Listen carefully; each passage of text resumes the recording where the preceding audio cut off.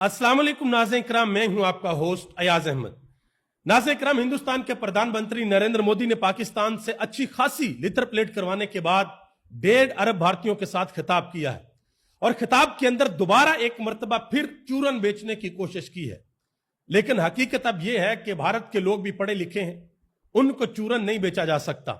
उनको भी पता है कि उनके साथ क्या हुआ है, उनके राफेल के साथ क्या हुआ है, उनके ड्रोन्स के साथ क्या हुआ है और सबसे बढ़कर उनके S-400 के साथ क्या हुआ है। नरेंद्र मोदी ने अपनी तकरीर के अंदर क्या दावे किए हैं, क्या बातें की हैं, क्या भोंगियां मारी हैं, वो मैं आपके सामने रखने के लिए जा रहा हूं। और दूसरी तरफ डोनाल्ड ट्रंप ने हिंदुस्तान को बहुत बुरे तरीके से बेनकाब कर दिया है।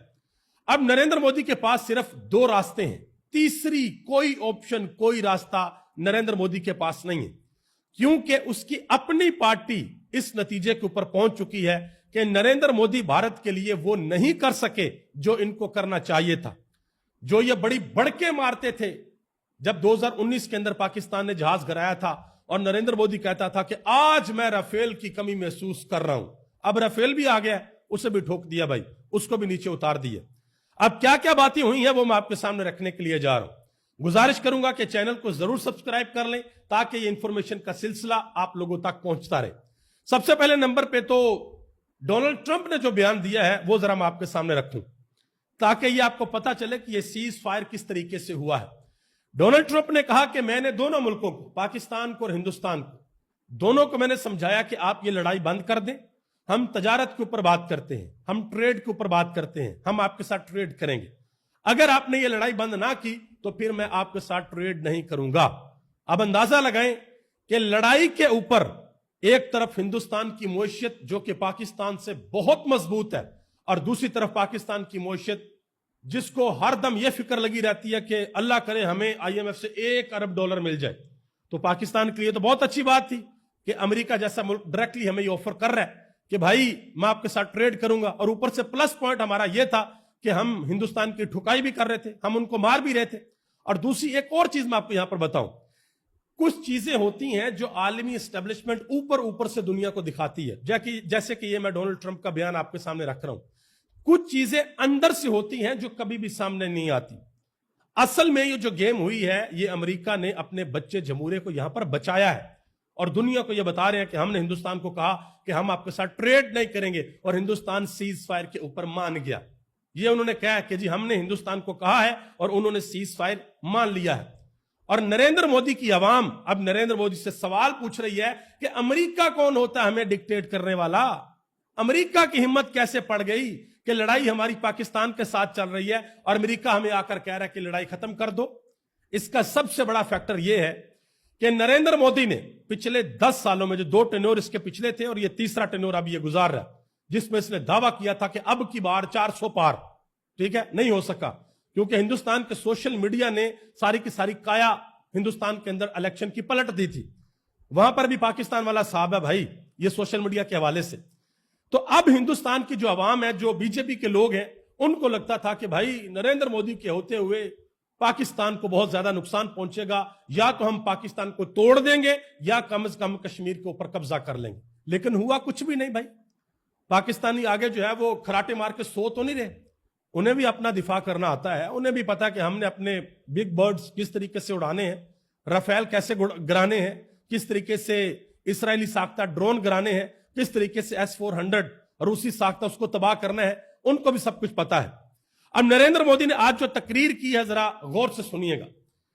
नरेंद्र मोदी ने अपनी तकरीर के अंदर पाकिस्तान के ऊपर आज इल्जाम लगाया।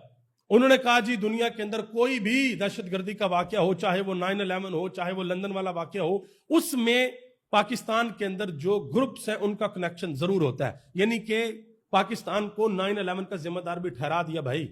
यानी कि इतना बुखलाया हुआ शख्स है। और एक बात भी उस राफेल की नहीं की जिसके बारे में गला फाड़ फाड़ कर कहते थे अब हमारे पास राफेल आ गया। उसकी चूंच के नीचे कभी मिर्चें लटका देते हैं, कभी उनके टायरों के नीचे नींबू रख देते हैं कि हम पाकिस्तान का मुकाबला करेंगे।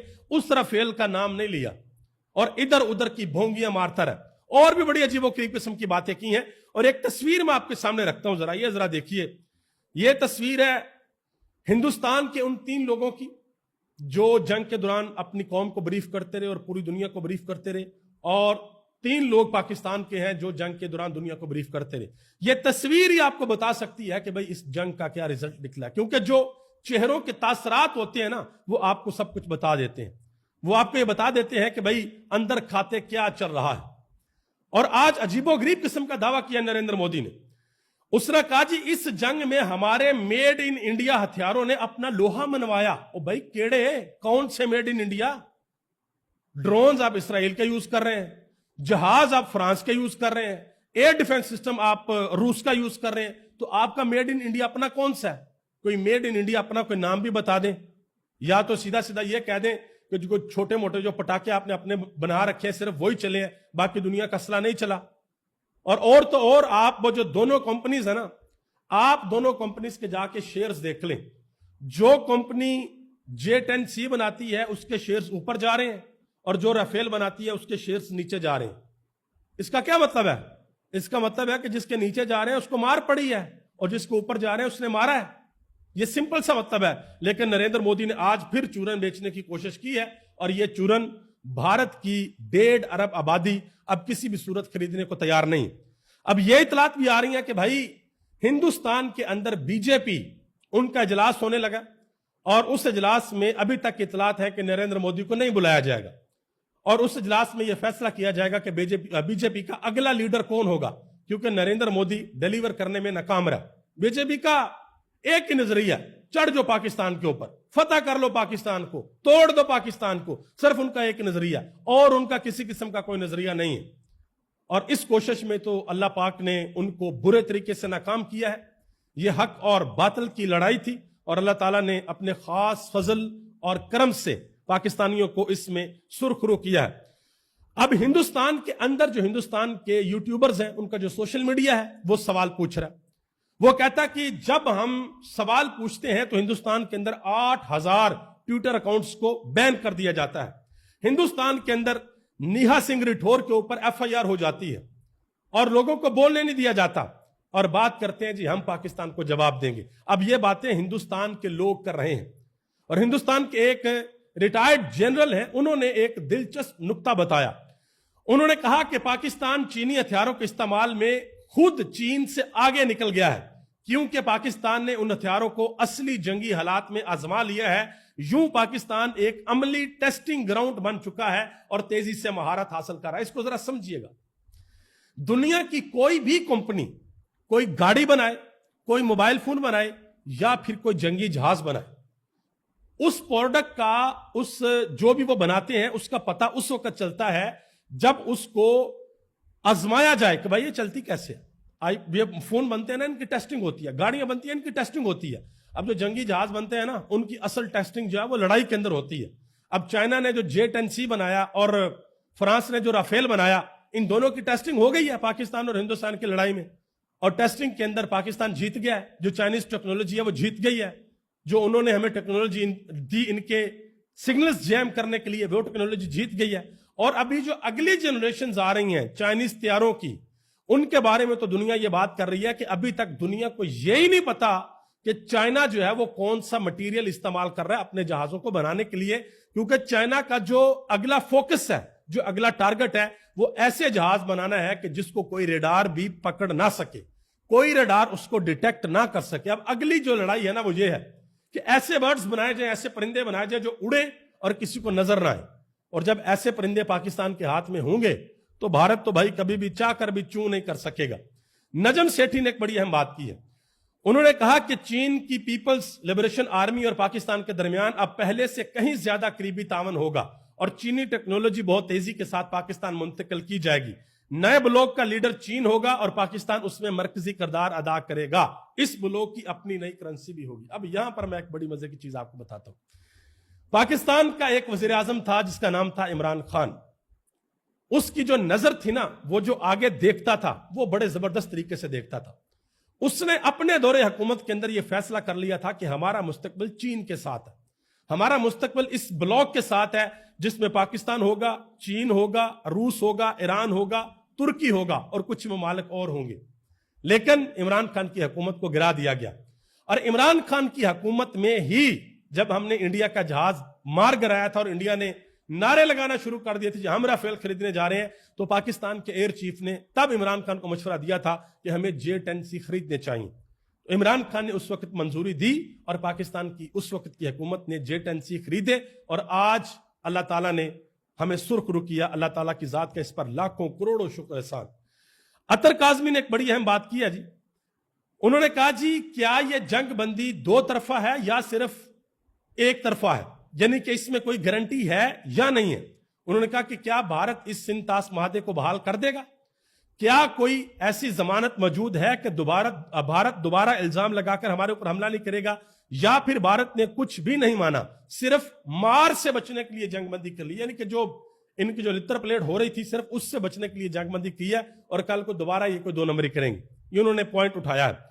ایک بڑی اہم بات کی ہے محمد حنیف نے، BBC کے جرنلسٹ ہیں، انہوں نے کہا کہ عام طور پر جنگ کی دھمکی ہو تو لوگوں کا ترا نکل جاتا ہے، لیکن پاکستانیوں کا حادثہ نکل گیا۔ مزید کہا کہ پاکستانیوں نے یہ کہا کہ ہم سے جنگ لڑنی ہے، اور اگر آپ نے جیت جانا ہے تو پھر آپ نے کیا حاصل کر لینا ہے۔ انہوں نے کہا کہ عام طور پر لوگ جنگ سے پہلے راشن اکٹھا کرتے ہیں، لیکن پاکستانی میمز بنانے لگ پڑے، اور آپ یقین کریں کہ قوم کا جو مرال ہے وہ بڑا اپ تھا۔ قوم اپنی فورسز کے ساتھ کھڑی ہوئی ہے، اور قوم نے زبردست قسم کا کردار ادا کیا ہے۔ آگے آ جائیں جی، ایک اہم ترین خبر اڈیالہ جیل سے بھی ہے۔ عمران خان نے ایک اہم ترین اور بڑا فیصلہ کیا ہے۔ عمران خان نے جنید اکبر کو پبلک اکاؤنٹ کمیٹی کی چیئرمین شپ چھوڑنے کی ہدایت کر دی ہے کہ آپ یہ چیئرمین شپ چھوڑ دیں، اور آپ کے ذمہ جو کام لگایا تھا کہ آپ نے تحریک چلانی ہے KPK کے اندر، آپ اس تحریک کے اوپر اپنا فوکس رکھیں۔